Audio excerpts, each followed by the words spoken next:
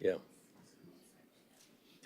We're waiting to start until the AV department is ready for us. They're ready now. This meeting of the Planning and Zoning Commission will come to order for February 21st, 2024. First item is call to order. Now the Pledge of Allegiance. Please stand.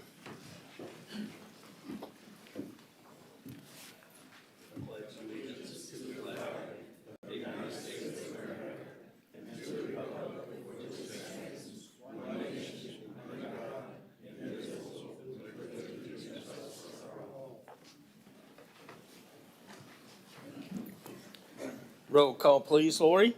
Chairman Richardson. Here. Vice Chairman Aton. Here. Secretary Grant. Here. Member Childs. Here. Member Garrod. Here. Member Faison. Here. Member Moscoso. Here. Alternate Member Findler. Alternate Member Rogers. Here. School Board Member Gilbert. Here. Okay, next item is approval of the minutes of February 7th. Y'all should have received those in the packet. Any comments, any changes? Anyone care to make a motion?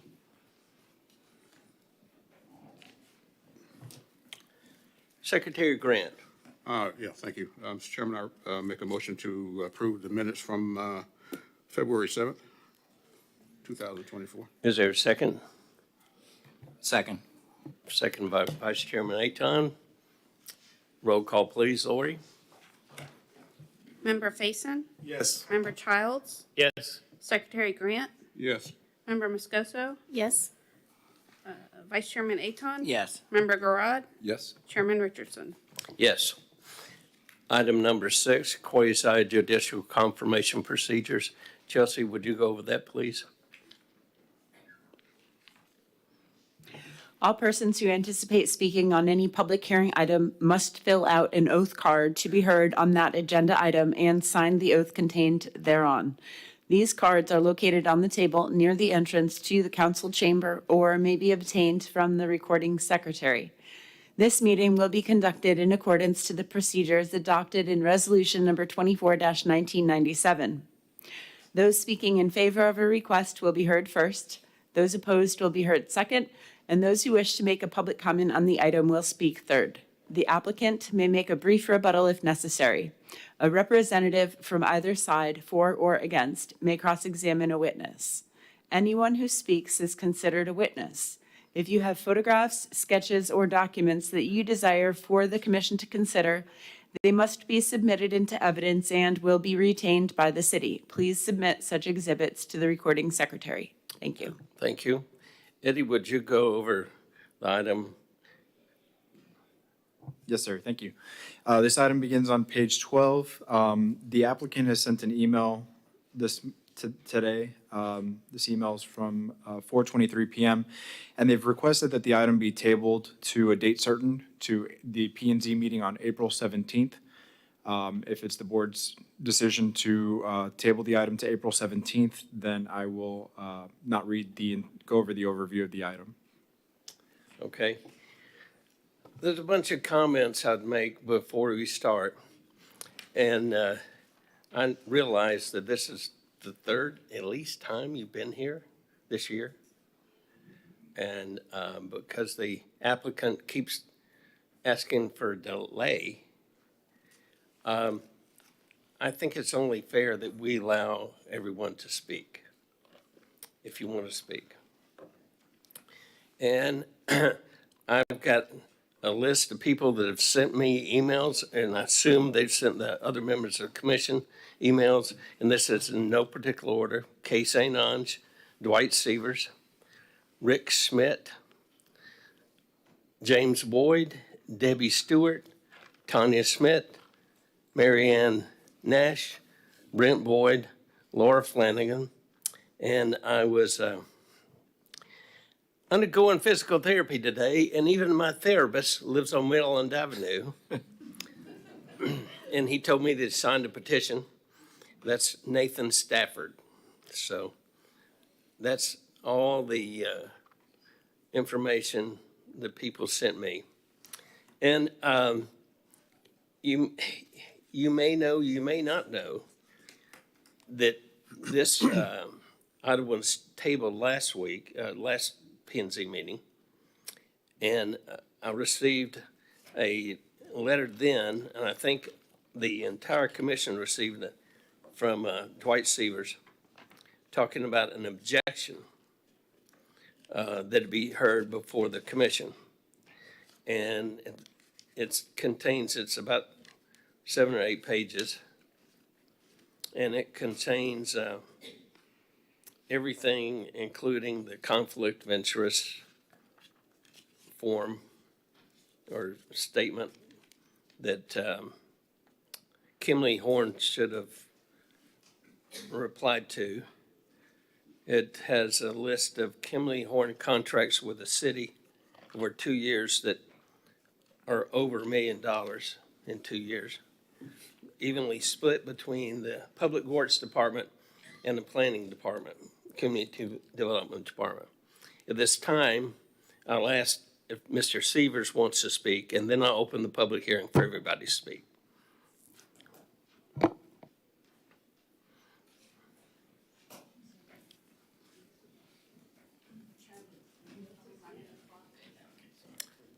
Yeah, we're running on the clock. Mr. Chairman, members of the commission, The applicant is present, and typically you would have the applicant speak first Well, before. Mr. Severs needs to speak first because he filed a complaint. Then we'll go and do the applicant and then the others after that. whatever your pleasure. I certainly want to speak on the merits of the issue if and when you get to that. I'm Dwight Severs. Like many people, reside within 500 feet of the property, received formal notice from the city. Because of my review of the agenda, review of public records, and based upon my prior history and experience, I became concerned that the applicant, Kimley Horn, had a conflict of interest because they represented the applicant as well as representing the city of Titusville for hundreds of thousands of dollars involving public works contracts and planning services. Prior to your February 7th meeting, I was concerned enough to file a formal written objection to the proceeding. And on the afternoon of the 7th, before the meeting, I was informed by the city attorney's office about 3:30 that at the request of Attorney Hal Cantor on behalf of Bossier Development, the real party in interest, that the item would be tabled in order that the city council at their next meeting could consider and resolve the issue I had raised. I'm sure you're aware that there was about 50 residents here. I was advised, likewise, I would receive a statement from Kimley Horn. On Friday, February 9th, Kimley Horn provided a letter indicating that they had no conflict of interest. On Monday, January 12th, not hearing anything from the city or anybody about whether this was going to be on the council's agenda, I sent an email to the city manager, city attorney, and the mayor asking if it was going to be on the agenda. The next morning, the morning of the council meeting, I heard from the city attorney, and he said to me that the attorney for Kimley Horn, under the first reading of the item, might bring this up, but he was not sure. I asked him if he had spoken to the attorney, and as I understood him, he said no. I asked him, was the city council aware of the issue, and he said yes. Therefore, even though I had a conflict, I attended the Tuesday night meeting. In abundance of caution, I signed up to be heard at the meeting. Several people spoke at the hearing, and when my name came up, I came before the council and said I would be present on February the 27th at the public hearing. I asked them that I was here and told them I was here on my objection before the Planning and Zoning Commission. And in addition, I asked them whether the council was aware of it. It was quite evident to me they had no clue what I was talking about. Mr. Severs, do you need another minute or two? Yes, sir. Any objection? Continue, please. Okay.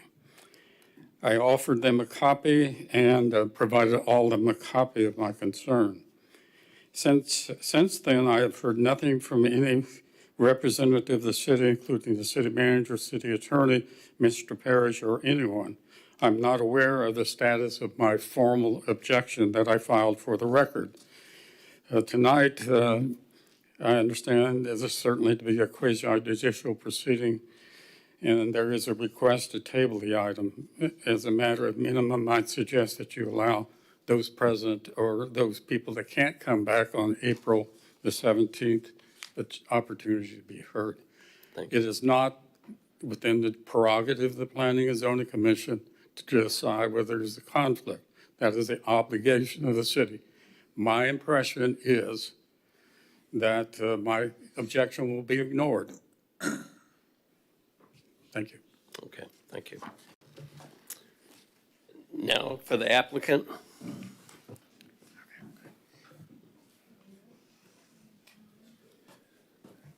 My name is Bob Reese. I'm the president of the Brassier Corporation, the developer.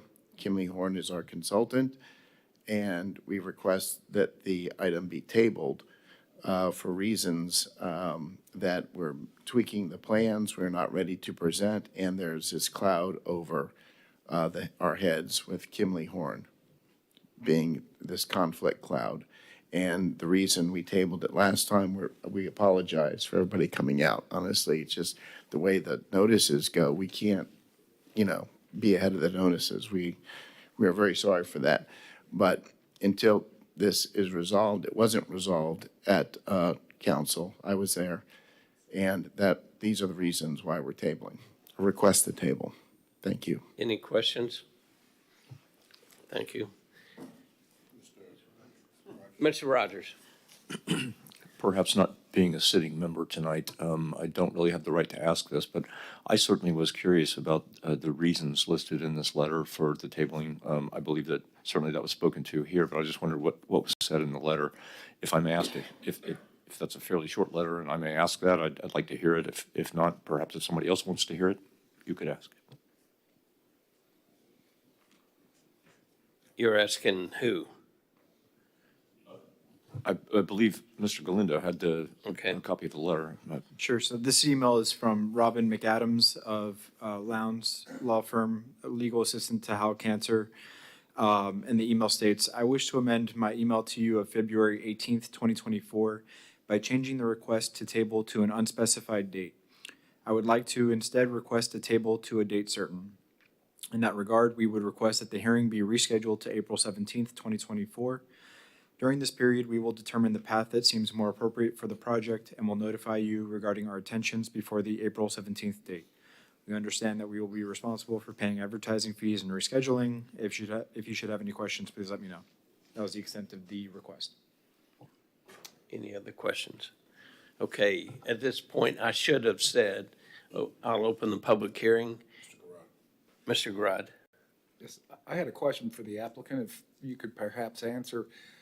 In matters like this, where it does seem like there's an appropriate terminology cloud, have your representatives and yourselves considered withdrawing the application and starting from anew, wherein notifications would occur from the start, rather than as was presented, it gets caught up in somewhat of a revolving door during continuance periods and time-specific periods, and lacking of further notification, but for the cost of doing business, that is sometimes a preferred outlet.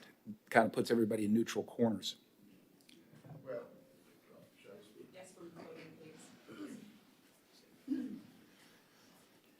That's why we changed the time certain, and that's the date. And because of the timing, we do apologize for tonight, but it was 2 weeks and it was advertised. We were hoping for some kind of resolution at council, and it didn't materialize. If I may continue, I understand, but in the case of There was, I believe, presentation that there was a community meeting with this, with some folks in the area prior to the hearing, which is typical for projects, or am I misunderstanding? Was there, do you know, Eddie, if there was a meeting with the parties? There was. There was. And those meetings come about because of the schedule that takes place with an application.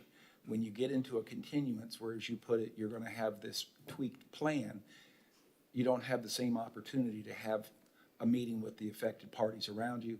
And the staff is at sometimes a short sheet trying to catch up to the timing schedule where you've got a date specified and the plans for that get provided for late in the game, lacking adequate time to possibly give a full evaluation.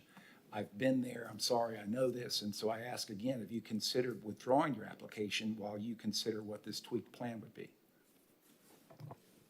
Well, we would prefer to just have it a time certain, and, you know, if we do another public hearing, another public community meeting, we've actually done about 4 of them. We're not opposed to doing another meeting, another community meeting. That's not the issue. And certainly, April is so far out in the future for us. We're just hoping to get this cloud resolved, and haven't stopped making the adjustments to the site plan now. Understand? It's a fully engineered site plan, so it's not like we're going to be starting from scratch. I fully understand. I'm just suggesting that in matters like this, oftentimes it's, how's the saying go, better withdraw today and come back tomorrow than to press on. I'm just seeing what is occurring here, and from the way the sequence of events, even April is a time, it seems a long time, but it may not be. However, as you mentioned, you've had community meetings. Perhaps you should consider scheduling another one, since there is a room full of people here that probably are a little apprehensive of what tweaked plan means. So I might suggest that during the continuance period, if that's what goes in the approval, you have another community meeting and reach out to the folks that are in this room and others that maybe couldn't make it. Yeah, our track record speaks to that, so that's not an issue. Member Moscoso, you had your light lit. Okay. First card, Lori. Gail Kuzma. Yeah, are we just speaking? You get the opportunity to speak, I mean, you want to hear? if you want to speak. Okay. You have 3 minutes. If you need extra time, let me know. Well, I'm speaking on behalf of keeping this hospital medical zoned still. I've lived in Titusville for over the last 35 years. And last March in 2023, I started cancer treatments at Parish Medical Center. And abruptly, they shut their doors with no warning. And it caused me and other cancer patients to have to scatter to try to find care in Orlando or other places in the county. And I had to go down to Merritt Island for 5 weeks and drive myself back and forth. And I think it's essential to leave this parcel hospital medical, because we need other facilities or other opportunities to come in and provide the community with the care they need, such as cancer care. And so I feel like they need to leave this hospital medical and not rezone this parcel. Thank you. Next card, please.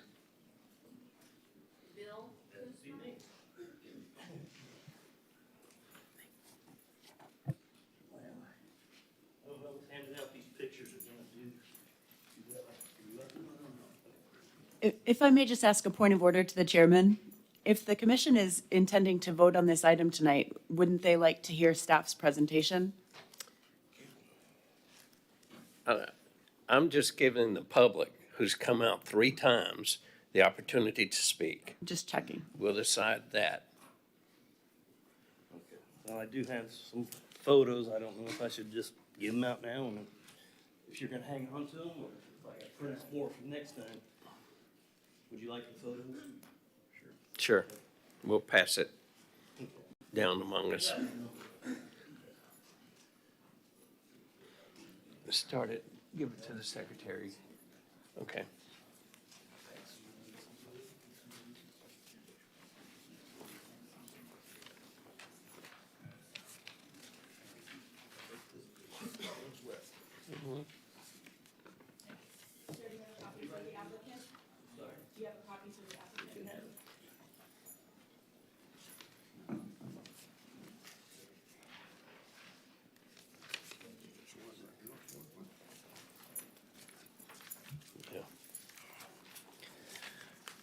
Well, my name is Bill Kuzma. That's Kuzma. I'm speaking against this proposal because of flooding reasons. The photos that you see are from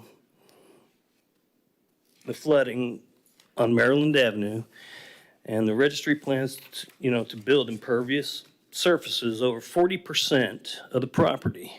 Now, when you say tweaked, I can't tell, so that's why we do need to have another meeting, because we've seen so many different forms of this.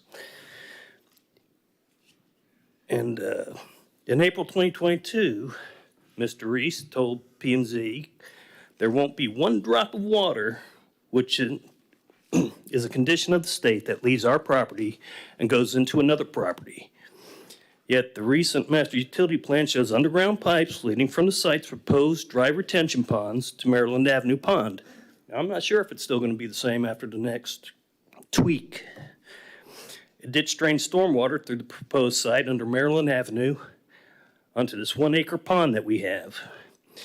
Then a culvert leads from the pond under US 1 and onto the lagoon. Per the US EPA, dry retention ponds remove only 55% nitrogen, 68% phosphorus, sending pollutants into the lagoon. Furthermore, the US EPA indicates, and I say, quote, dry retention ponds do little to control stormwater volume, which could result in adverse downstream impacts. And we've seen that on our streets, as you can see with the pictures. The 100-year, 24-hour storm events are coming fast and furious. And in September 22, Hurricane Ian dropped 26.42 inches of rain on Titusville, twice the amount of a 100-year rain event. If a hospital medical facility were built on the site, less parking would be required than for this high-density apartment complex, resulting in less polluted stormwater runoff, reducing the potential for flooding on Maryland Avenue. So protect our single-family neighborhood from flooding caused by this proposed high-density complex. I recommend denying the rezoning. Well, this is just little personal things. I have 355-gallon plastic barrels of sand, 80 to 100 pre-filled sandbags that are sitting next to my garage. I need these because of the storms. I have the lowest house on the street, and I have to stack sandbags more than 4 high up against my garage door because of this water. I had to tape myself into the house because of the water coming over. Can I continue? How much more time do you need? Just a couple minutes. 2. 1. Everybody agree? 30 seconds? What? You're bidding against yourself. Well, I understand minute, that, but 1 minute. Okay. Anyhow, wetlands. At one of the meetings, the builder said that the wetlands were no longer there anymore. I don't know how they disappeared, but behind my house is a ditch that's constantly flowing water from that property. 24 hours a day, 365 days a year, except for this year, 366. If it wasn't coming from the wetlands, where's this water coming from? That really concerns me because it's always flowing. And no other runoff runs into that except what accumulates on that property. Well, I'll just take my time and say that's it. So, Thank you. thank you. I'll have more. Next card, Lori. Bill Hoffman.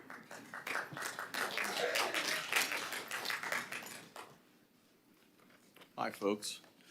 My name is Bill Hoffman.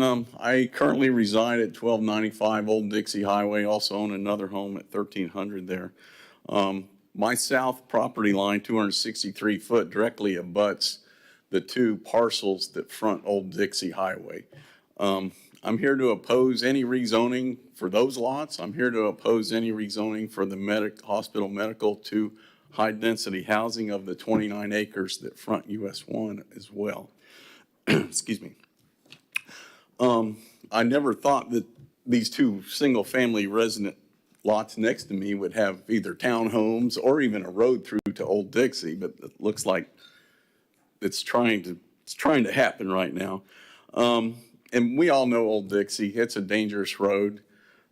Traffic is fast up and down there. If we add, God knows how many cars to it, if we do a high-density housing community, my estimate is 500 additional cars. I think that's conservative. That would create a real hazard there on Old Dixie. And that access road would be about 60 feet south of my current driveway, so it's hard enough getting in and out of there now, much less with additional 500-plus cars coming and going. And that is the local community there. That's really our biggest issue, I think, is an access road to Old Dixie would impact us greatly there. I've had my chain link fence run down 2 times now, had to rebuild it from folks, just negligent drivers driving too fast, not paying attention. And not to mention the garbage that we end up with up and down that road. If we added 500-600 more cars, it would just be all the worse. Let's see.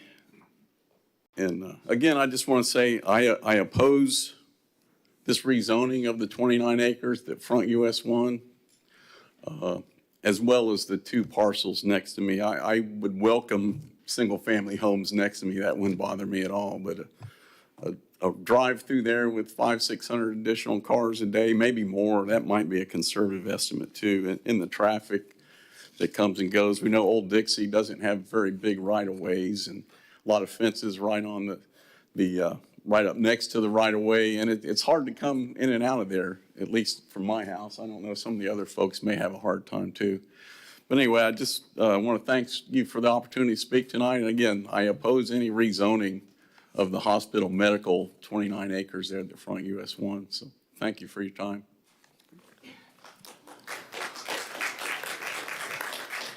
Member Rogers. I had a question of the gentleman who was just up. If you could approach the podium, sir. Yes, sir. Please. What was your name again, sir? Bill Hoffman. Mr. Hoffman, did you say you have 2 properties that back up to this proposed development?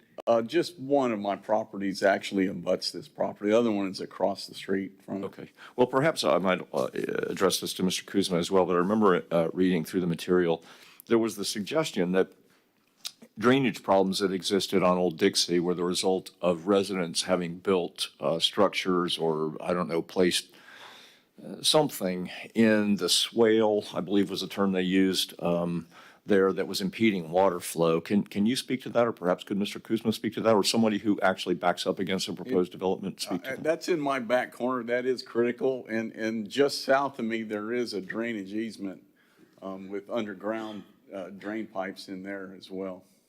But that's about all I can tell you on that. Okay. I just thought perhaps, but I saw perhaps somebody else saw it, that was the suggestion that perhaps a flooding problem there had been created by the construction of, I don't know, outbuildings or something like that. I just wondered whether whether someone had a thought on that. Next card, Lori. Laureen Flanagan.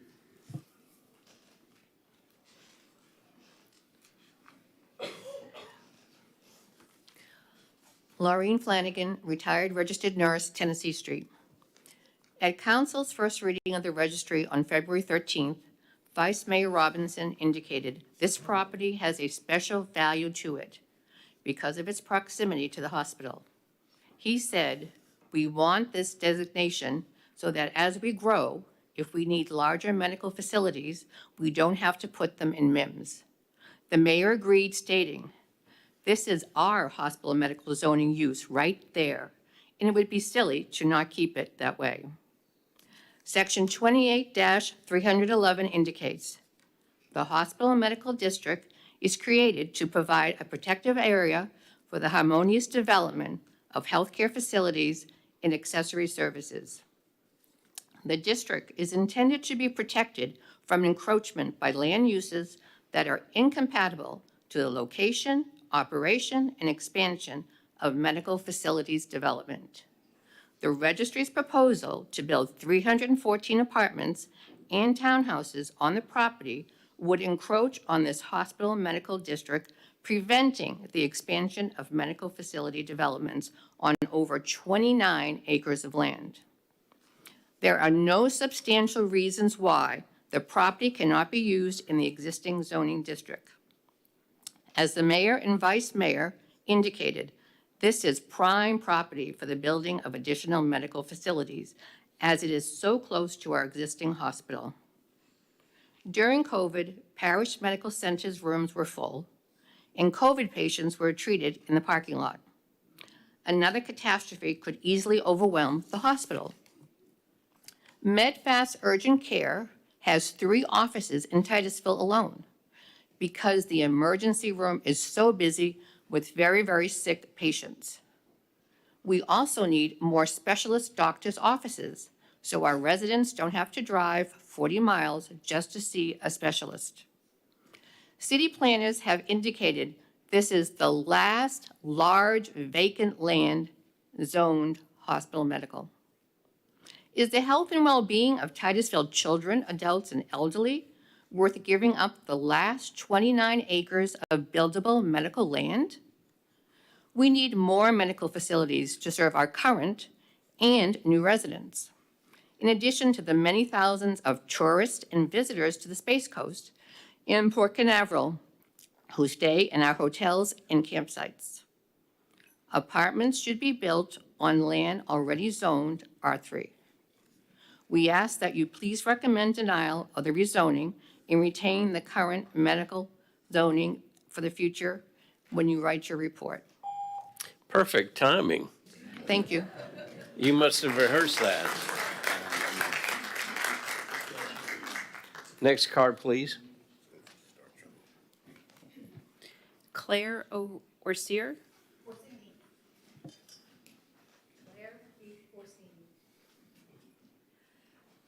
Resident of Alabama Street. I've only been here for 3 years and retired here. And I ride my bicycle down Old Dixie Highway to get to the path to ride my bike. There's no other way to get there. There's no, what you call it, there's no place to ride my bike except for in the street. There's no side of the street.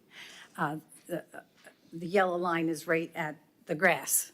So I can't imagine, there's no other way to get there except for going down Old Dixie either way to get to the bike path.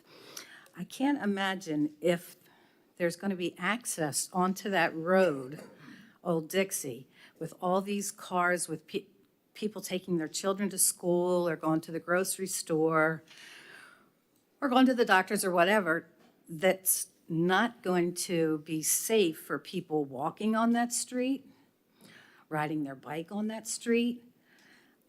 So I am opposed. I know the last meeting that the gentleman had, he said that the apartments were going to be built, and I resided myself to that because he said that the access would be to Route 1.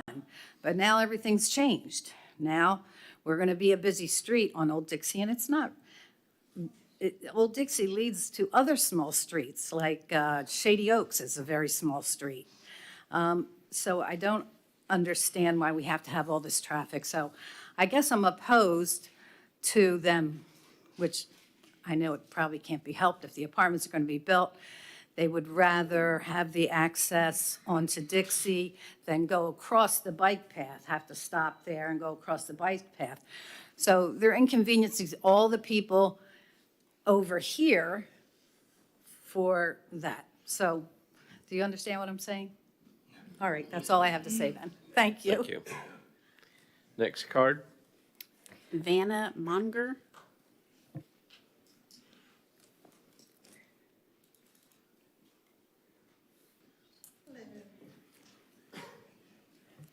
Good evening. My name is Vanna Munger. I live on Maryland Avenue. I'm here to strongly oppose the rezoning of the 29.54 acres, and it needs to remain zoned hospital medical.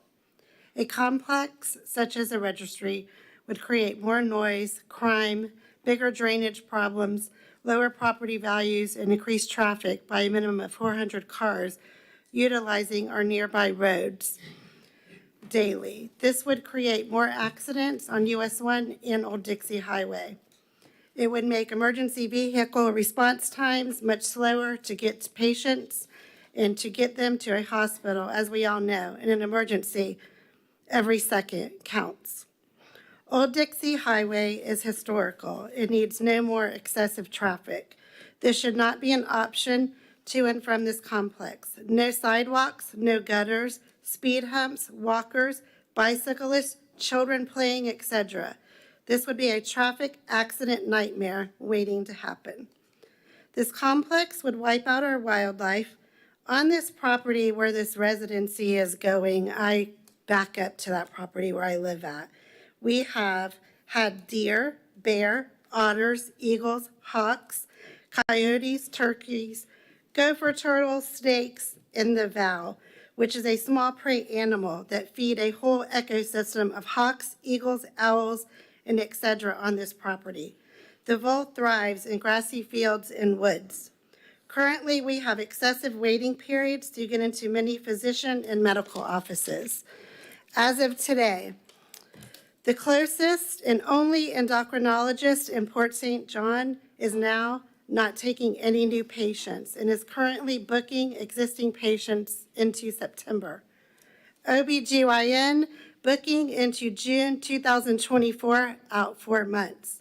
PCP, new patients are 2 weeks out, and there are very few taking new patients in Titusville. GI doctors are 2 weeks out. If you have a special procedure, you're going to be waiting 2 or 3 months out. So everyone's going to Orlando and to our out cities for medical care. So please keep the zone medical and take care of Titusville tax-paying residents. We need more up-to-date doctors, medical offices to support this community. So I'm asking to please keep this zoned medical. Thank you. Thank you for your time. Next card, please. K. St. Ange. Wait a minute. Sorry, this question is for Eddie. Could you tell me what classification of roadway is Old Dixie? Is it local, collector, arterial? Chairman, I'm not sure if you want me to.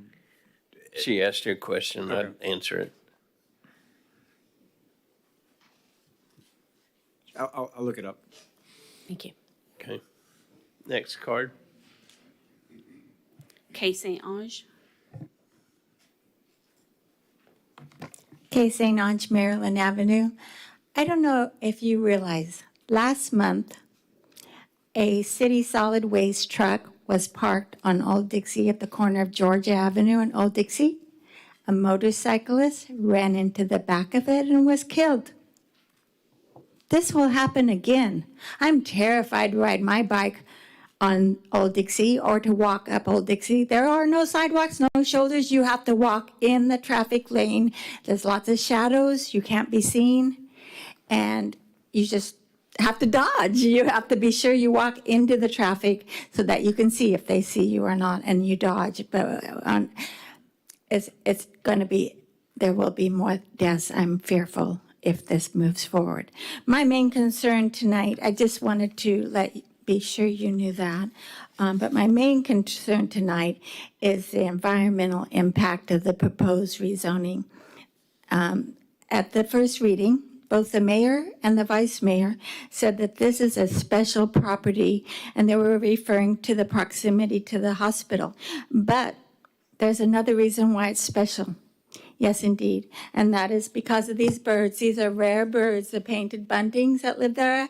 And yesterday, I was able to go to my neighbor's house and look up from her property and see the bald eagle chick sitting in the nest right next to, within the 660 feet buffer that is required by the U.S. FWS. Staff indicates the project infringes on the 660-foot buffer required by U.S. Fish and Wildlife Service. If a buffer of 660 feet cannot be maintained between construction activities and the nest per the agency, the developer must contact the agency as any activity that can causes the nest and chick to be abandoned is subject to a large fine. And yet staff in their reports to you and the council has not said, we've told the developer to contact this agency, but why not? Why wouldn't they tell them to contact the permitting agency? They have indicated it's within this 660-foot buffer.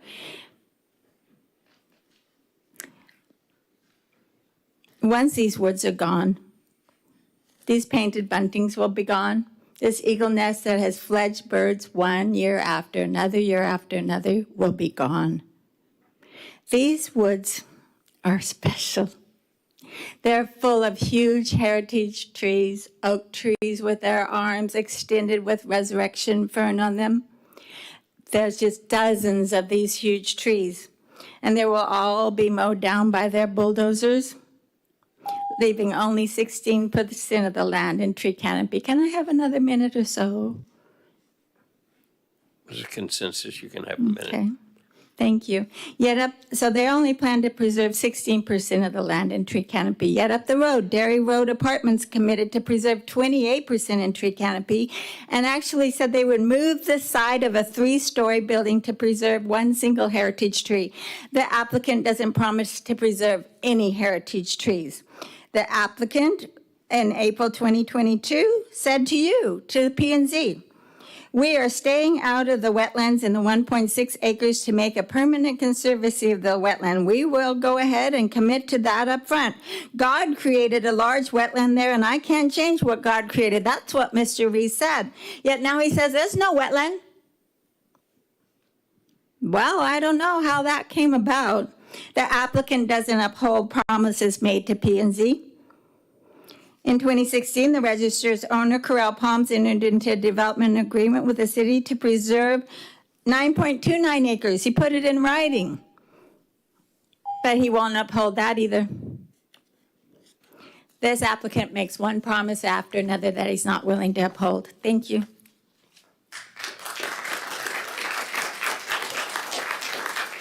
Next card, Lori. Stan Johnston.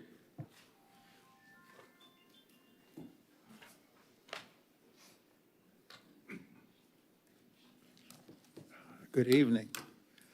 Some of you are surprised that I'm here because you expected me to be in jail, I think. But I'm not in jail this time. I'm out of jail now. So anyhow, I'm a registered professional engineer. I'm not very popular here. But I sent a letter to Kimley Horn, and they didn't address it. And I asked them about commenting about the possible conflict of interest. No response. And they're not here right now. So I don't think that that's very appropriate, that they, maybe they responded to somebody, but not to me. And I told them I'm a registered professional engineer, and, you know, you do a conflict of interest, you'll be reported to the board. So I see right now is that there's some things that are dated, signed dated February the 16th. In this package, February 16th, signed. And there's also one that's not even signed on page 343. It says it's supposed to be signed, it's not signed. Page 343, if you want to take a note of that. It's interesting is that the traffic analysis is 330 pages from page 87 to page 317. And I see no review of what I asked for at this last time I spoke at the council meeting. I said I would like to see that you have, that the city has reviewed the project according to the stormwater management plan of Greater Titusville. No response. I think y'all know, some of you know, is that I purchased, which is about that thick, the stormwater management plan and gave it to Plain because they haven't been using it. City hasn't been using it for many years.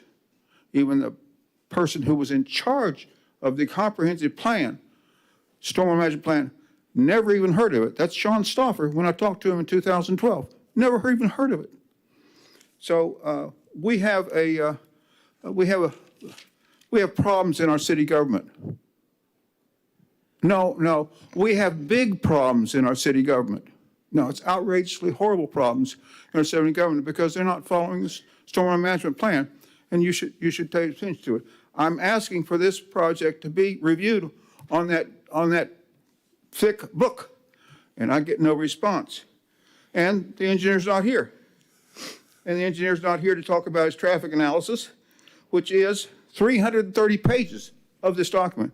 330 pages. No true traffic engineer here. So we can't answer it. So I'm surprised that we got February 17th, the P&Z meeting, February 13th, first reading in council, and the papers are signed in this document, February the 16th. What is it? Is this a moving target? I'd like at least one more minute, please. Okay, one more minute. Thank you, Chris. So like I said, it's a moving target. I don't think you heard what I said. P&Z, February 7th. First reading council, February 13th.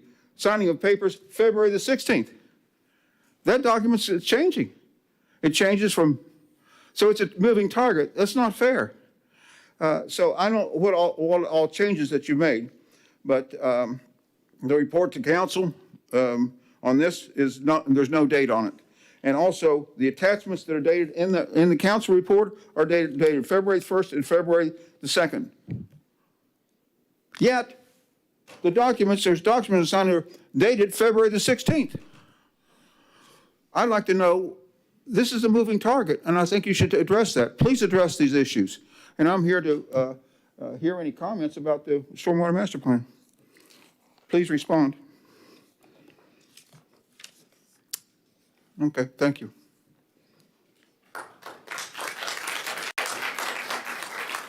Next card, please. Chairman, William. before that, real quick before that, if I could answer Member Moscoso's question from a little while ago. Old Dixie Highway is listed as a collector roadway. William Ward.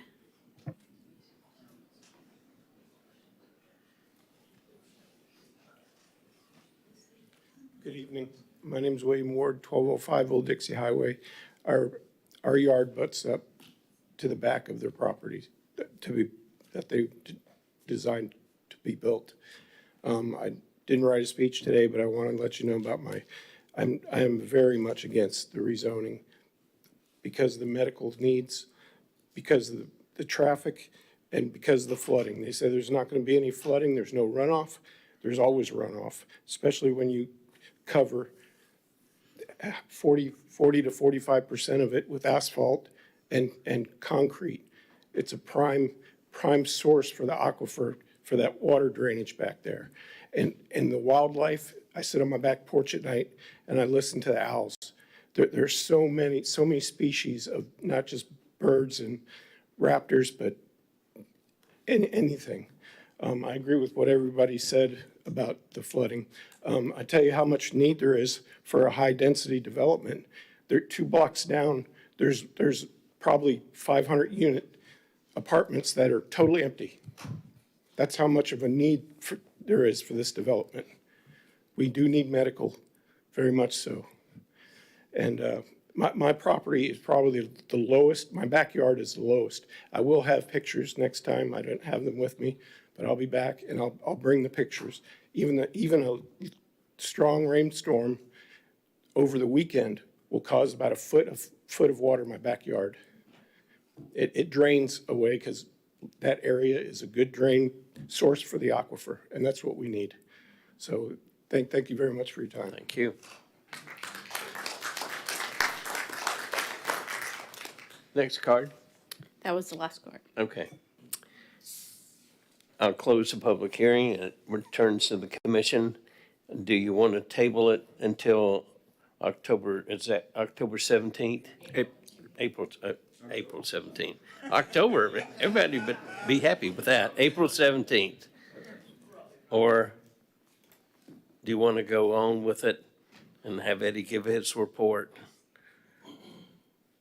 The applicant has asked that it be tabled. But in all fairness, you people came up here 3 times, and I thought it was only fair that you got an opportunity to speak. Thank you. Mr. Faison. In the spirit of what the applicant has asked, because he's trying to address the concerns of Mr. Severs, I believe that we should go ahead and table this topic until April 17th. That's a motion, in the form of a motion. Yes, I move that we table it. Is there a second? Second. Second by Secretary Grant. Roll call, please. Member Garad, Yes. Vice Chairman Aton, Yes. Member Childs, Yes. Member Moscoso, Secretary Grant, Yes. Member Faison, Yes. Chairman Richardson. Yes. Okay, so this has been officially tabled. You got to speak tonight. You will come back approximately April the 17th. Thank you for coming.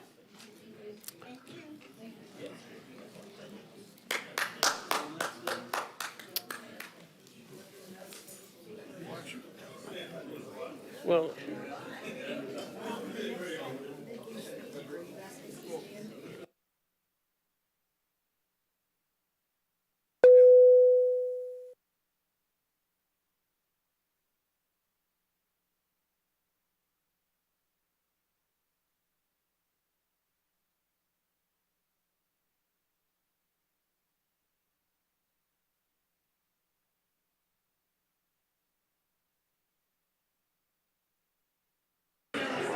we're going to have a meeting. If you would take your conversation in the hallway, we'd appreciate it.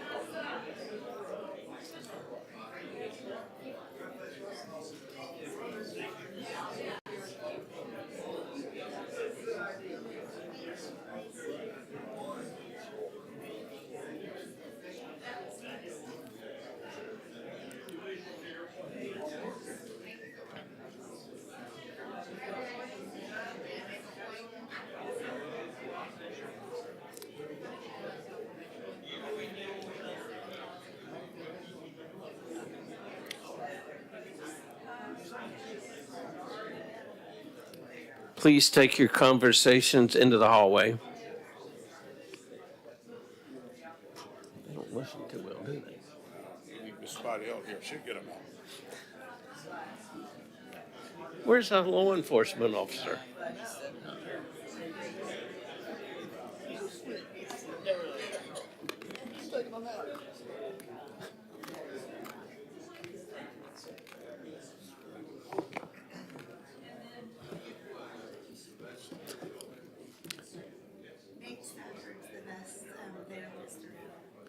Yeah. Yeah. He hurts me. I've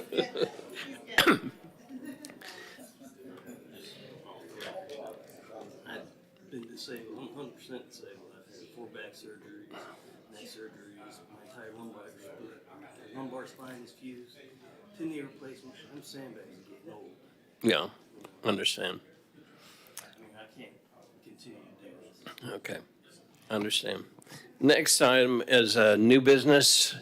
There doesn't appear to be any new business. Next item, petitions and requests from the public present and the press. I don't see any press here. Go ahead.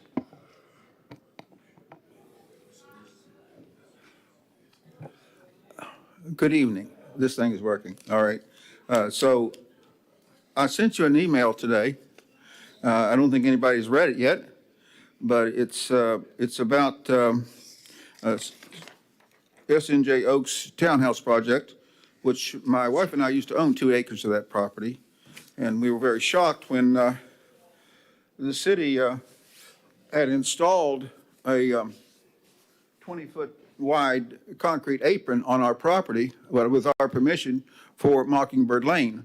And then P&Z sometime and council said, well, gee, you know, it's not right to be there.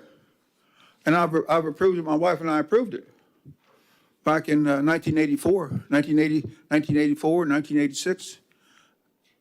It seems inconsistent that our attorneys and everything would just reverse things. And of course, I went ahead and I've opposed it as a professional engineer hired by one of the property owners, by some property owners there. I had a complaint from Mr. Fire Marshal Anderson saying is that, well, my goodness, Mr. Johnston, you're wrong. And he read to me Florida Statute 704, and it says, and everything in Florida Statute 704 says that I'm correct. So anyhow, with those considerations, which doesn't make any sense to me, I wrote you this email, and it says, in short, the summary, I have an affidavit recorded, and it says, part of this affidavit says as follows. It says, I've asked for city to respond to the following problems many times, including recently in my email to city date February 5th and council meeting February 13th. It reads as follows. How can city continue to approve the survey, construction, and preliminary plat of the project S&J Oaks, considering one, encroachment survey overlaps witnessed by me and Vice Mayor Joe Robinson? Field Book 213, page 128, that's 2013. Number two, independent findings by city employees Brad Parrish and Mark Jones that the right-of-way of Elizabeth Avenue is not 53 foot wide as shown by snow survey, rather it is 50 feet wide, as determined by a deed from Stan Johnson to city. I sold the city property in 1984. Number three, failure to deed from me, Stan Johnson to city, failure to deed from me, failure to properly recognize Mockingbird Lane by name, overhead electric, street signs, etc. Right there, you can see, you can go drive out there and you see there's overhead electric. It's not even shown on the survey, not shown on the site plan, not shown on the preliminary plat. I can't believe it. Can I have another minute, please? This time, Chris. Well, we've got it. Yes. Okay, all right. Okay. 6-1 vote. Yes. Okay, quick. For a minute. Here we go. All right, thank you, Megan. Where am I? Number three, failure to properly, okay, number four, the design fails to recognize the prescriptive rights. I'm going to do it short. Number five is, I can't even find number five. Well, okay, there's number four, failure to avoid. Number five, the title policy voided by survey errors, encroachments, and other. No responsibility. So here's what it said. I'm looking forward to seeing you, city manager, city attorney, council, fire marshal, Mr. Fisher, and others in court as you explain justify city's outrageous, numerous violations of laws, including but not limited to survey laws, prescriptive laws, common law, FSFO 704, and not only approving for over 2 years of survey, construction plans, and preliminary plat, all of which are known by city to be erroneous. City's outrageous, unanimous misconduct also violates Rotary's four-way test, numerous codes, and council's oath of office. Any questions? Thank you. You guys approved this thing too. Did we not ask at one time for staff report on the S&J Oaks?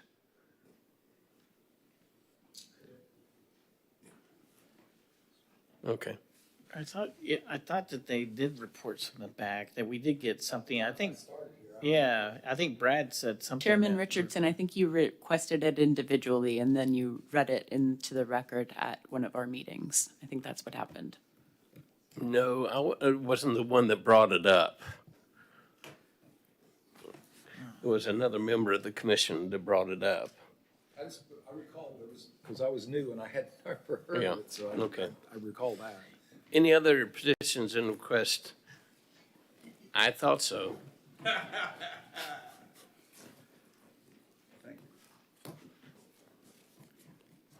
Dwight Severs, Titusville. At the January 17th meeting, I appeared before you, presented a packet concerning flooding, and I haven't heard anything from anybody. As I recall, the commission did ask staff to look into it and give a report back. I haven't been contacted by staff or anyone concerning this issue. Certainly am available if that's appropriate for them. Secondly, I'll just tell you now, I should have thought of it earlier. I'm scheduled to be out of town on April the 17th, a long planned trip. Whether I have to change that or not, I don't know. But the last thing I just want to mention, because I think it needs to be clarified on this agenda item, the registry. I have copies of 2 letters from the school board. In 2022, they said there would be 139 students generated to this, from this site. In 2023, a year later, they say there's 67. I don't understand that. That's significant, half as many people. I just suggest staff or the school board representative look into that, because on this face, to me, it looks like an error on one of the reports. That's all. Thank you. Thank you. Reports. Chairman.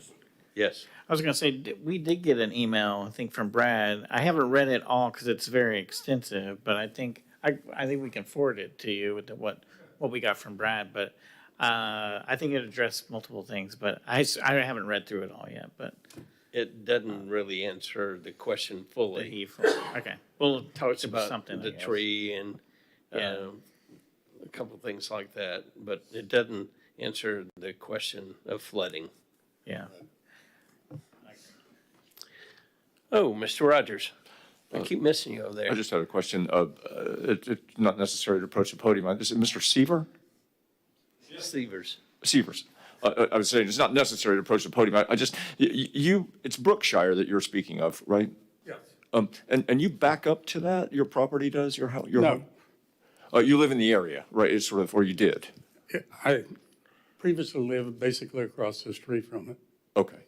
So you. I've been here more than 50 years. I'm very familiar with the property. I'm not questioning that, sir. I just wondered if you were living there when the site work was being done.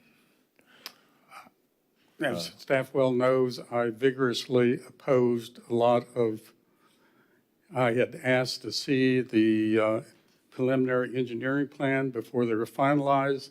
Unfortunately, they neglected to provide those to me, even though I'd made a public records request. Yes. Because I had comments because of the design, layout.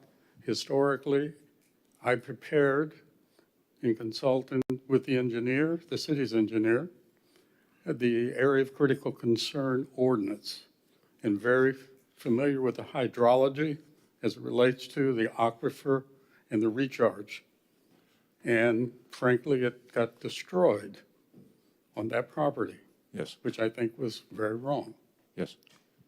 And the drainage historically, there was drainage, natural drainage. Yes. To sites no 17, 18 foot in elevation.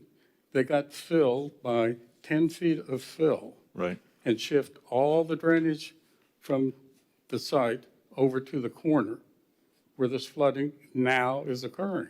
Right. And I've lived here more than 50 years. I have never seen flooding like that, historic. And Mr. Sievers, you, pardon me, I'm a little bit new in town, but do I recall that you were the city attorney for some time? 40 years. Oh, right. Okay. So this is not something that it's not a process you're unfamiliar with, how this is supposed to be handled. I've reviewed a lot of planning information. I've reviewed a lot of engineering information. I've been up and down every street in this city, every drainage ditch there is. I have a fair knowledge of the city, the layout, and the lay of the land, so to speak. And if there has been some sort of a breakdown in process, at the very least in this particular development, just with your experience and in your position now as a citizen who's not an active member of this government, could you hazard a guess as what went wrong, what broke down in that process?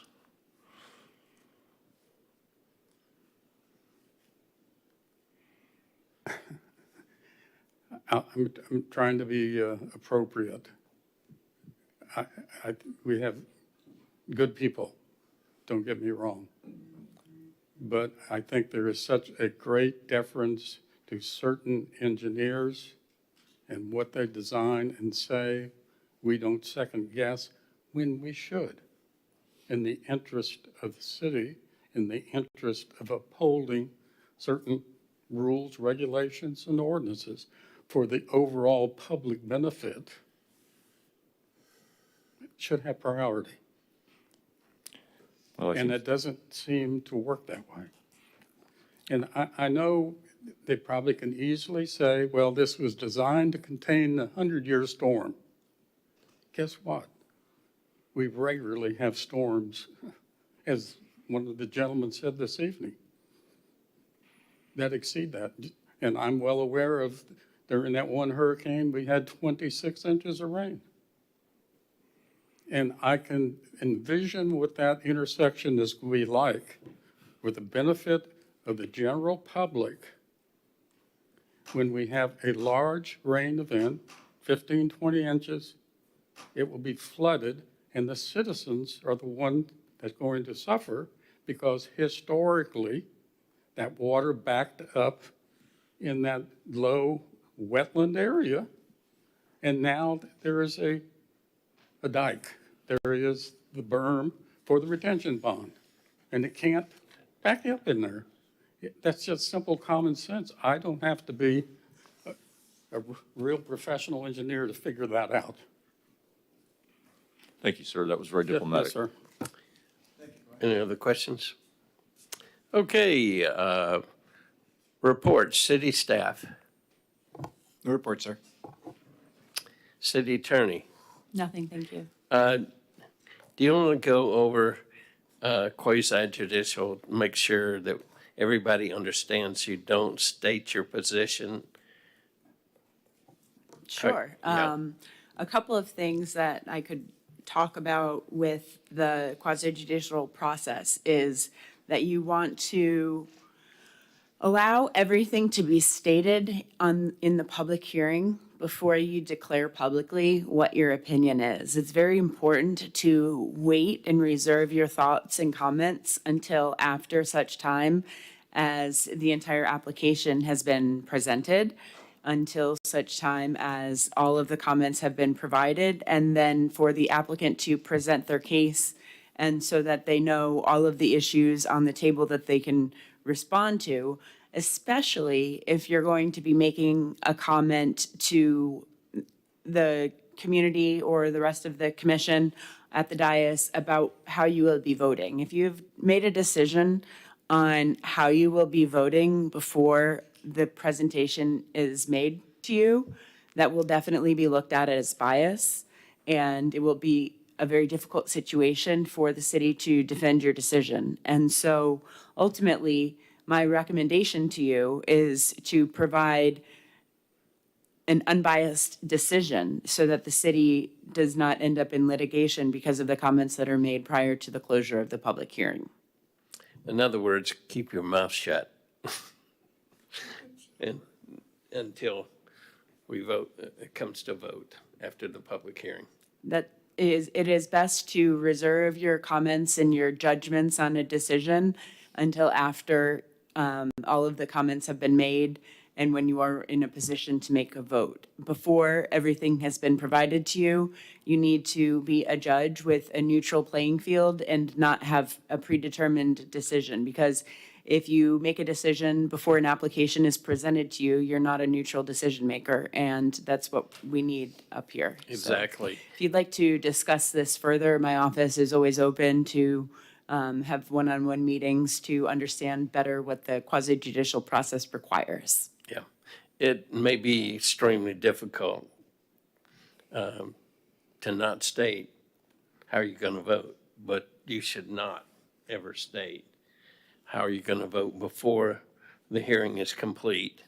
And it was kind of my fault for not stopping Member Rogers, and I'll accept that.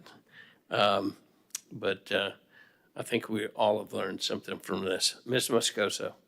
Yeah, I would kind of like to circle back to the conflict of interest in Kemley Horn. I mean, we received a lot of emails about it. We've had a lot of people from the public speak about it.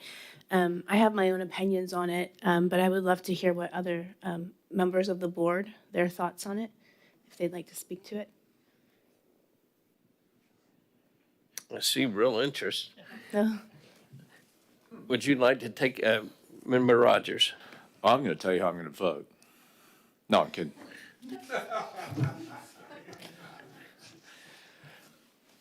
I think that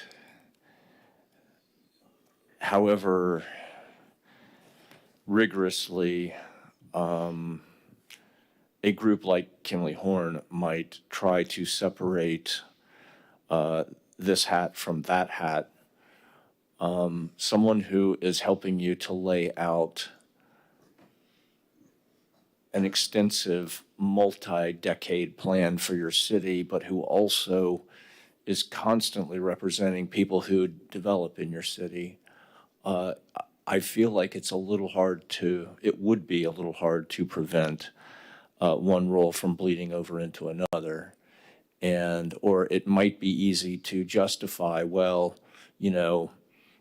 this is good for, say, my development clients, for example, but eventually it will be good for the city too, when in fact, possibly people might have a little different idea about that if they were asked in the city. So I do think that it is not only a situation that bears watching, but I think it might be a situation that bears some changing, and see if we can maintain a little more separation and independence between people who are advising us on future plans and people who are, in effect, are being paid by developers to advance their interests. Member Garad. I would just, it's difficult to not know anything about where the origins of the concerns for the citizens came from. So I have no comment about the perception of a conflict of interest. I do have something to say as a certified planner, as civil engineers are certified, as professional regulators are certified, attorneys, planners, engineers, doctors. All of those professions have a code of ethics, and those ethics codes, if violated, can remove your license. Is that right, Stan? Yes, sir. And as a professional planner, if you feel like you're compelled to think that there's a conflict of interest or that someone is being unethical, you need to file your complaint with that ethics commission and allow the ethics commission make the decision.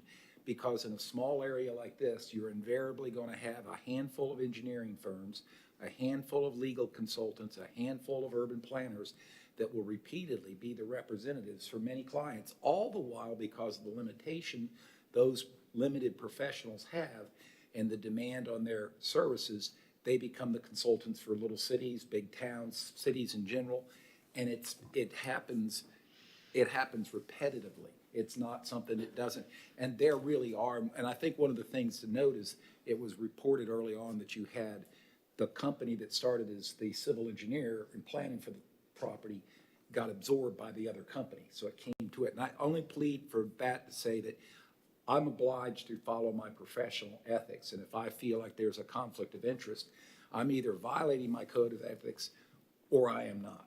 So that's just all I can say. I'm sorry. Very good. Member Charles. Yeah, I was going to say that since there is a procedure, since the city does have a procedure on it, and that procedure wasn't followed either because of timing, because they were bought out maybe before. I don't know what the timing was on it, but definitely following the procedure needs to be important to the city because, like you said, when you're in a small community and there's only so many engineering firms that can do, the type of consulting that needs to be done on these projects, you're going to run into that. And so that's why it's even more important to follow even the smallest little procedure about making sure that everyone, it's known to everyone, and that the staff can overlook also the consultant, and that's why they have to ask for permission to do it. And I was a consultant for hospitals for 20 or 15 years or so, and I never did that kind of cross stuff, but that would kind of be, I don't think that would ever be acceptable actually in the hospital. I don't think they would ever let us be working for the accrediting board and also for the hospital. They would never allow that ever. And but that's a little bit more, that's that's people's lives on the line. But I think if they're going to do it, I think it should be a different consultant. I don't know if the same consultant worked on both projects, but it definitely should be a different person. And I think that's probably something else that our procedures don't outline either, is if a same consultant company is going to do it, you at least you make sure that there's that separation of the same person is not even going to be on the same team or in any communication with that other consultant during that project about that project. So I think that's something else the city might consider adopting. Well, it was the applicant's decision to hire Kimley Horn. The staff didn't have anything to do with it, so the staff is not guilty of anything in regard to the conflict of interest. I think Kimley Horn needs to self-police themselves, like you said, and make sure that they don't put people in an unusual position that may be considered a conflict of interest. Ms. Muscoso. Yeah, I would agree, but I just wonder if it would be possible to have like a third party review these type of projects when they're, just for the sake of transparency, when there appears to be a conflict of interest, to have some procedure that would kind of put it out in the open and have a third party review these things. And Chelsea, I don't know if we have a process like that right now, or if that's something we could recommend to council, just for the sake of transparency. Are you talking about reviewing city council decisions? No. No, I'm talking about if there is, let's say, a Kimley Horn representing another development and they're also working on our comprehensive plan, having a third party come in and reviewing those plans, those contracts. Do we have anything set up like that?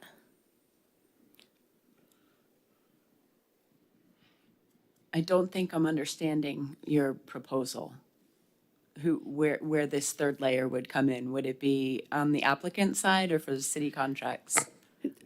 I think for the city side, for the sake of transparency. Yeah, to ensure the integrity of the process. So To to keep- get two consultants on a project?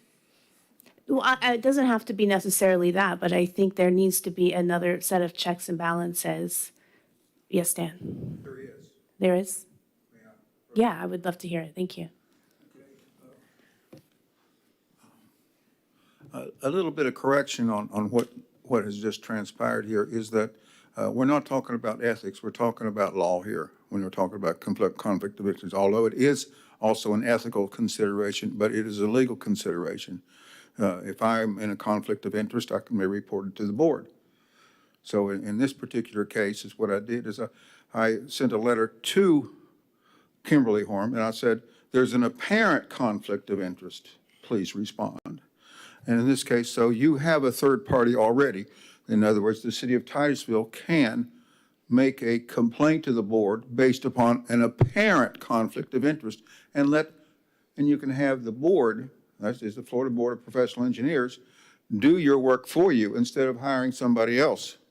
I don't like to report somebody to the board. I really don't like to. But in this case is that they haven't responded to my questions at all. And so you already have a vehicle, not going to the ethics board, but going to the Florida Board of Professional Engineers, because that's a violation. And everyone's heard of this Matthew 6:24. That is, no man can serve two masters. It's very clear to me as far as conflict of interest. In this case, I don't know. Thank you. Okay. Does that conclude your report? Yes, Well, how's the baby? she's good, thank you. Okay, Chairperson, I've got a couple things. As you're aware, I asked to have no, I didn't say it in front of the commission.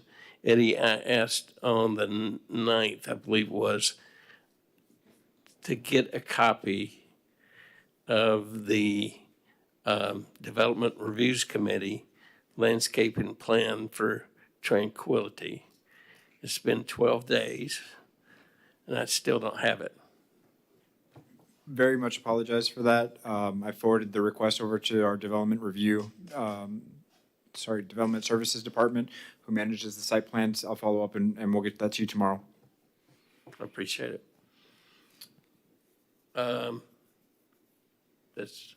Any members have a report? Mr. Grodd? I do, and I want to take a few moments just to kind of throw out some stuff for consideration. I think you all received an email from Mr. Parrish that linked you to Thousand Friends of Florida, where a couple of weeks ago they gave you, there's another one coming up at the end of the legislative session.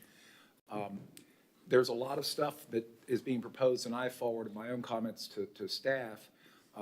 What I see in just large letters gleaming at me of, oh, I'm sorry, in capitalized letters, I see one particular bill, which is, I think I'm correct to say it's being given Senate Bill 812, and it's being written to allow expedited process of building permits, but it's companion to expedited building permits on land subject to subdividing.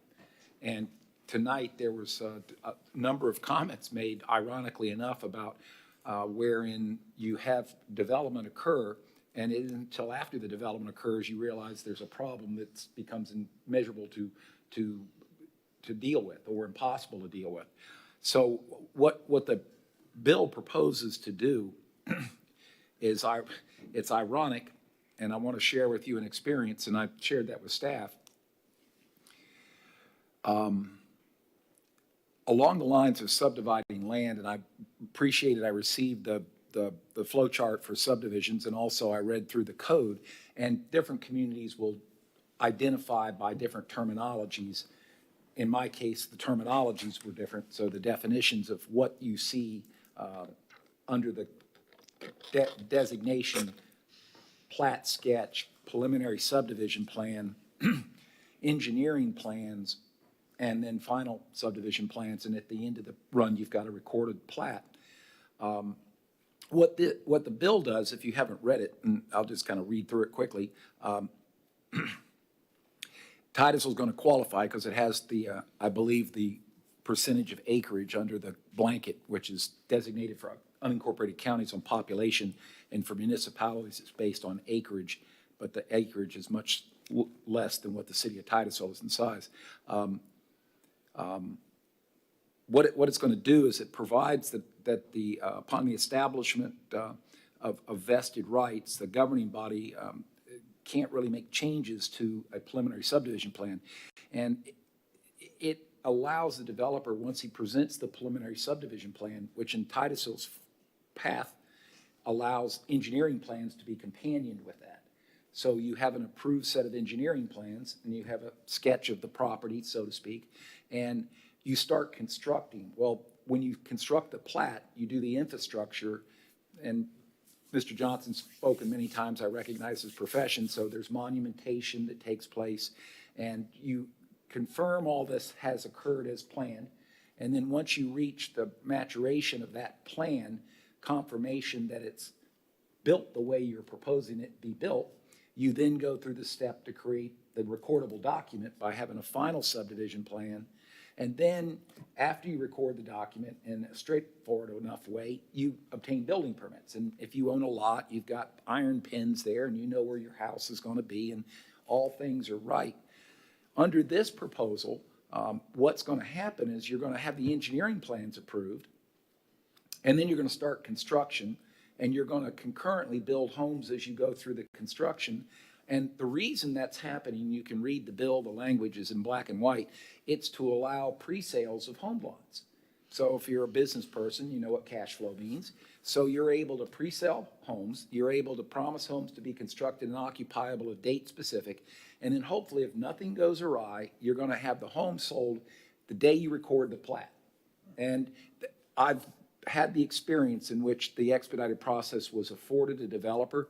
I gave the name to staff today if they wanted to research it, but what happened, and this was in the late 80s, and it was at the time, it was a development of regional impact. It was a big thing. Zytek and Duaney, who were the planners of the 80s, they did Seaside. They were the gurus of planning, and they did this huge project, 1,500 homes. and they got expedited process. One of the components of this is you have to assure the city that you're going to have the money available if the developer goes south, so to speak. Well, in this case, they had at the time in the late 80s, they had the tri-party agreement.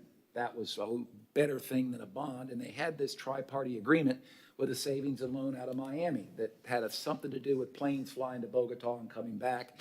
And the next thing you know, it all went very south. The savings and loan failed, the tri-party agreement failed, and there sat this 1,500 project subdivision.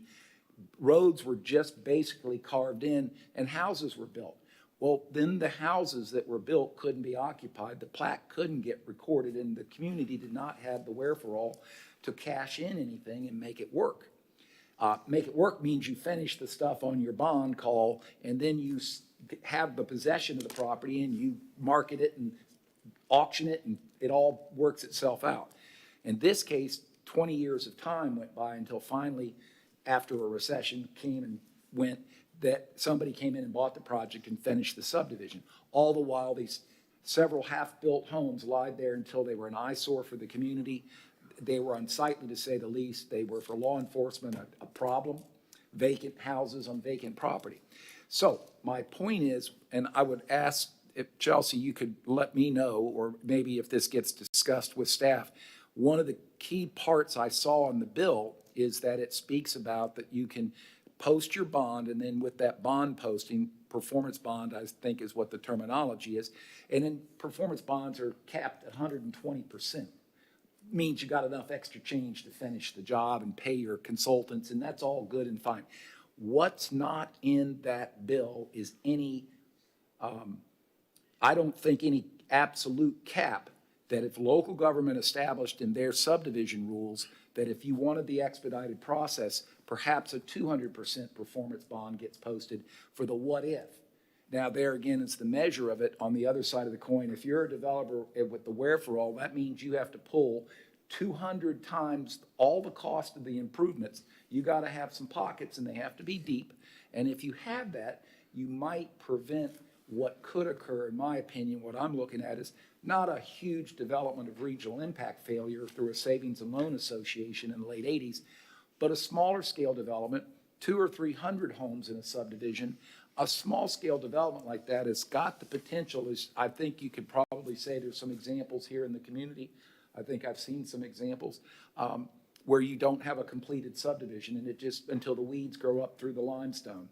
And by doing that, you won't feather the nest for the potential, meaning that with a bond that's not assuring level that comfortably you know you've got enough money to make it worthwhile. So I know that Mr. Parrish had said staff's kind of examining this, and it's coming very fast. This is all looking at implementation in July, and with everything else staff does, it's going to be a tough call to not only respond to what the potential is by examination, but also to amend codes to be prepared for if amending local codes assures local government that you have protected your citizenry. Because otherwise, there's nothing in the bill that says the state of Florida, who created this, is going to come help the local community. They're not going to come and fix the subdivision. They're just going to say, well, just cash in your bond. So please, if you haven't read it, please do read that particular bill. The other ones are almost as interesting, but that particular one, from my experience, is one that really concerns me enough. I'm writing a letter to say you guys really better put both hands on the wheel because you're about to go way faster than you can contend with. What is wrong with the legislature? Well, home rule apparently is only in the jurisdictional boundaries of the state of Florida, not in any subdivided jurisdictional boundary of a subdivided part of the state. But if I may ask, Chelsea, if you would at least bounce through the idea as a response to that bill and its provision to post bonds, is there actually a limit of posting a performance bond? And that means cash bond. That doesn't mean what I referred to as a tri-party agreement, or even I did one that backfired as well with a letter of credit. Oh, that's worth the paper it's written on. But my opinion looking at this, maybe perhaps local government in response to this can raise the ante for the bond and make it a cash bond. And if somebody wants to incorporate that expedited process, they have to they have to show the wherefore. And bond posting is a good way to show wherefore. As long as the statute doesn't cap the performance bond at something like 130%. I saw 120. Turn your mic on, please. I saw 120, but I didn't read it to say it capped it. Well, it says the condition being that the applicant holds a valid performance bond for up to 130% of the necessary improvements. And so I don't know how the language will end up, but as long as there's no statutory cap on that, we'd be happy to look into it. Yeah, and maybe that again could be, I would even also ask the question, I don't know, have you any knowledge whether that particular bill, specific question, has had any input from the League of Cities or from the Association of Counties? I don't have personal knowledge of that, I'm sorry. I don't know if that's something that the planning staff and somebody could at least find out if there's, I haven't seen anything in there, and that's one of the reasons I mentioned about the Thousand Friends of Florida legislative report. They'll usually tell you who's written oppositions to it. I hadn't seen anything come up to me that the League of Cities is saying, wait a minute, this is not working. I'd be happy to share with you anything I find. Thank you. Member Rogers. I just wanted to go back to your concern about tranquility, and I don't know, you suggested that we just go out and have a look at it, and I haven't had the chance to do that yet. I intend to, but it sort of reinforced a question that I had in my mind, which was, to what extent are our rules or the master plans being enforced after they are proposed? And I think I ticked Brad off a little bit last time with my suggestion that sometimes things changed and weren't caught.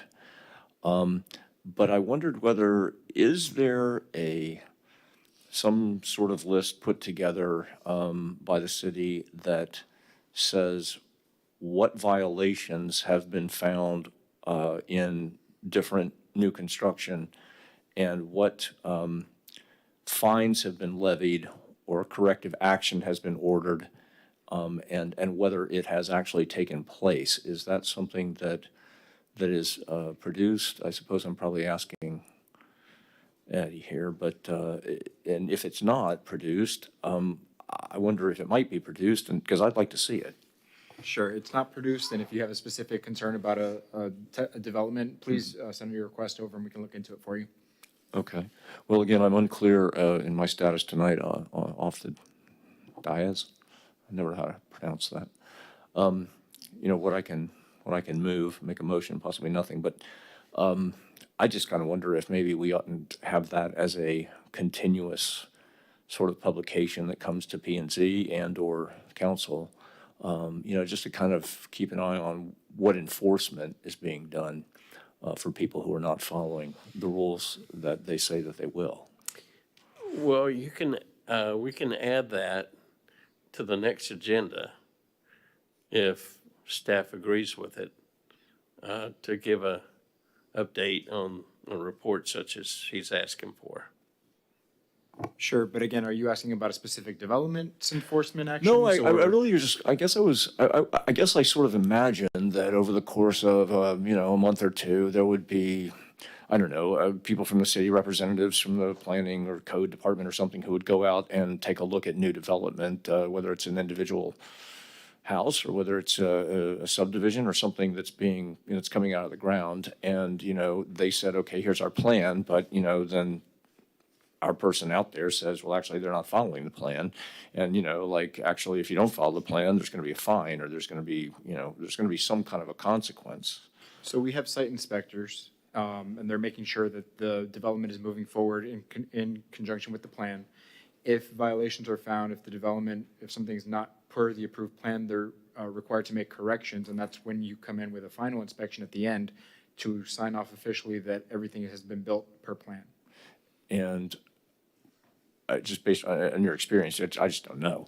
How often, they will not get the final approval if they haven't, they won't get a certificate of occupancy or something if they have not fixed the things that have been written up along the way? Correct. So certificate of occupancy goes into the building permit realm. So there's different levels of approvals here. We're talking about site plans. Site plan cannot, the site inspection could not be finalized unless everything is per the approved plan. So that is correct. Oh, okay. Well, that's good to hear. I guess I would, I certainly am. I'm a little curious about Tranquility, but I suppose that's already been addressed. Member Moscoso. I believe, and Eddie, you can correct me if I'm wrong, that you can find a lot of those documents on BSA online, and you can kind of follow how projects are going. Is that correct? To be fair, I don't know. I haven't looked. Okay. I know for certain projects I've looked at, if you go to BSA online, you choose Brevard County and then the city of Titusville, you can see where they are in the process. At some points, they've had staff notes that you could read, and then at one point, those were taken off for certain projects. But I know before, when we have a project come before us, I typically go look at BSA online, and you can read some notes of how the process is going. It might not be all the information that you're looking for, but I find it a really good tool as I'm preparing for the meetings. And if I have questions on certain developments, I typically go look at that, and then I'll do a request to Eddie for certain information. Sure, I was going to add that if you do search BSNA online and don't find enough detail for what you're looking for, certainly contact us. We're happy to provide you more specifics. Member Garrard. I had one more thing. I apologize. I'd like to be ahead of the game. I will not be in attendance on 2 meetings in the course of 2024 for vacation purposes, so I won't be in attendance July 17th nor on November 6th. Okay. And I'll send something, I think. Yeah, send it to Lori if you would. Member I was Childs. gonna say, I looked up that Bill 812, and on the Florida League of Cities, they do have it listed as opposed, and when they do that, they usually do, of course, send advocates to the legislative to let them know what they think about it, so, and they do oppose it, so. Good to hear. I might make note that there was another person appointed to TEC instead of Megan to be a joint member, and that person wanted to be on P&Z, but there was no vacancy. And I've talked to Councilmember Nelson, and she's said we could have a representative, I don't know what word she used, a non-voting representative to TEC. And as far as I understand, it was Mr. Garrard and Moscoso. Is that correct? Yes. Okay, so from now on, you'll be representing us. Oh, but I think I declined, and Mr. Garrard is going to proceed, so I've heard. You get the door prize. I got the door prize. I think the request that was asked to consider, I didn't know if it was a voting member or just a membership. I think there are alternatives too, but you know, if as much as I just gave my announcement of the holidays, I won't be here, I can't confirm, but there'll be, I guess, whatever I saw, the second Tuesday of the Wednesday following the first Monday on the summer solstice. It's But the Wednesday in between these 2 meetings. Yeah, somewhere like that, there's going to be a meeting that I think I'll probably have to miss if it's up there, but certainly if I can help, I will. It's reluctant that I do this. I hope anybody here who's retired recognizes the reluctancy of being a retired person volunteering their time. You won the duck goose contest. Something like that. Any other members? The meeting is adjourned at 7:39.